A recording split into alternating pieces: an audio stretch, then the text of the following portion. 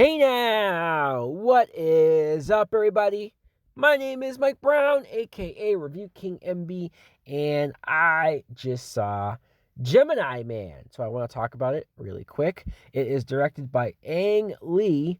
It stars Will Smith as Henry. Henry is the world's best assassin, or the world's best sniper, I should say, and he, of course, I mean, you've seen this plot before. His government turns on him, wants to get rid of him.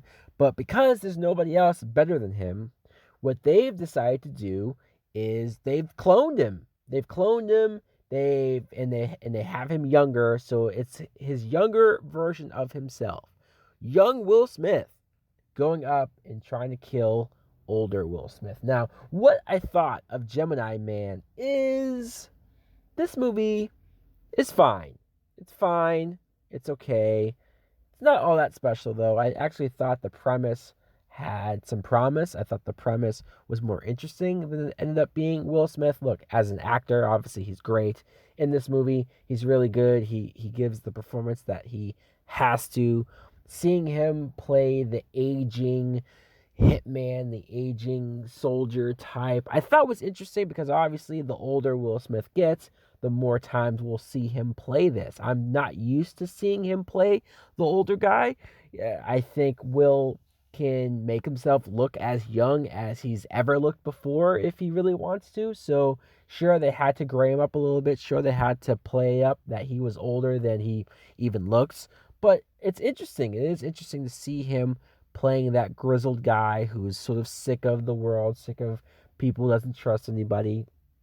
And then also, it was very refreshing. Now let's talk about this because this is the big thing about this film that it's promoting: the digital effects of young Will, the de-aged CGI that we've seen countless times now in a bunch of movies, right? The Marvel movies especially, but we're going full force, it seems, with this. And I will say that 80% of the time, the effects look great.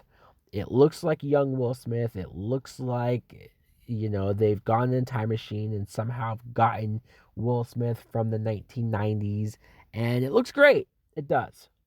But then there's those other 20% scenes where the mouth is a little off when he's talking to a character.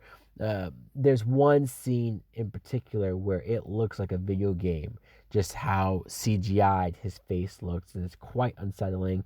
There's still something about a CGI face that doesn't quite look right.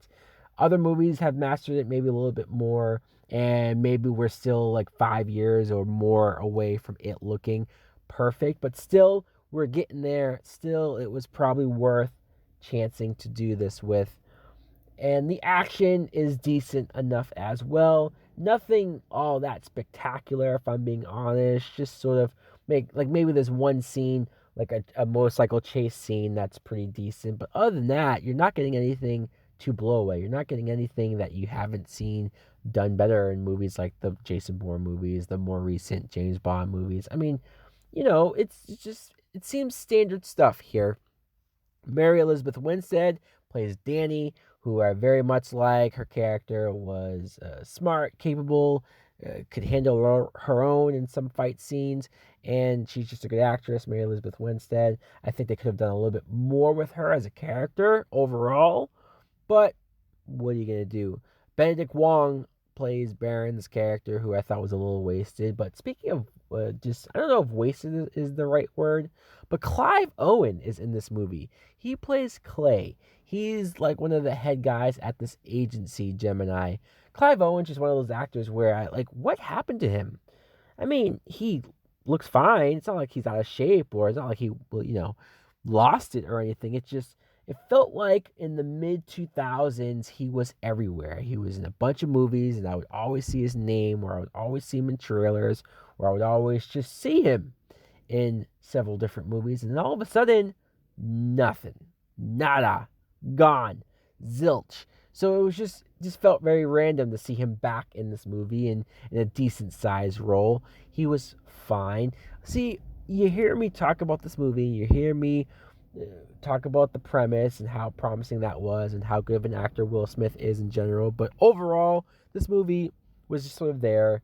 It's not going to be something that I'm going to remember, especially when it comes down to the end of the year and I talk about my favorite movies of the year. Yeah, this won't be high up there on the list. It's fine. It's okay. It's not insulting, but it's not all that memorable either. I'm going to give it a Netflix and chill. So, guys, let me know in the comments below if you two have seen Gemini Man. Did you like it more than I did, or do you agree that it's just fine? Like, comment, subscribe. Later.